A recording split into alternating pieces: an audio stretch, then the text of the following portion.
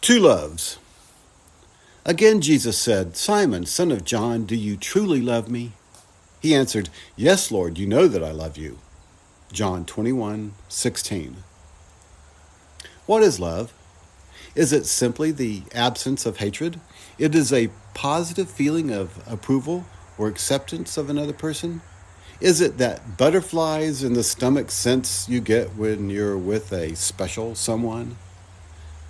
The Bible gives us clear insight into the nature of love in John chapter 21. At this point, Jesus had already been through the crucifixion and the resurrection, but had not yet ascended into heaven. He and his disciples had just finished eating breakfast together on the shore of the Sea of Galilee when Jesus turned to Peter, the one who had betrayed him at the crucifixion, and asked, "Peter, do you love me?"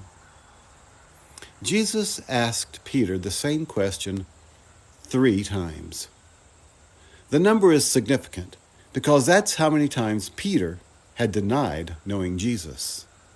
Interestingly, the first 2 times Jesus asked Peter, "Do you love me?" he uses the Greek word agape, which is translated love in English.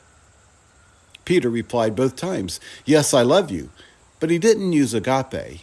He used the Greek term phileo, which is also translated love, but has a slightly different connotation. The third time Jesus asked Peter, "Do you love me?" he downgraded his term from agape to phileo, and Peter responded accordingly. What's the difference? Phileo deals with emotion, while agape deals with the will. Phileo is generally defined as brotherly love. It is a mutual understanding that we can get along with each other, a kind of reciprocal acceptance or spiritual détente. Agape, however, is something much deeper. It is a willingness to go to the cross, if necessary, for the other person. It is totally unselfish and without conditions. It is something we decide to do. Here, I think, is a good definition of agape love. It is the sustained direction of the will of one person toward the highest good of another. That is the kind of love that was at work at Calvary. God so loved the world that he sent his only begotten Son. Then that Son went to the cross at the cost of his life to pay the penalty for our sin and provide the way back to the Father. It was the sustained direction of the will of Jesus toward our highest good that bought our salvation. So, the question Jesus was asking Peter at the shoreside breakfast was, "Do you agape me? Do you love me sacrificially and unconditionally? Or do you love me only if I give you something in return? Do you love me not just with your emotions, but with your life?" Unfortunately, Peter missed the point completely. In fact, it would be many years before he would understand the significance of that conversation. So often, we treat God with phileo love. We expect him to do things for us if we do things for him. This is obvious in our giving, for example.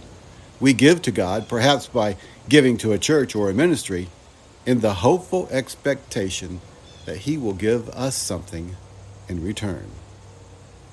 Or we serve because we expect something reciprocal, at the very least, a pat on the back or a thank you from the people we're serving.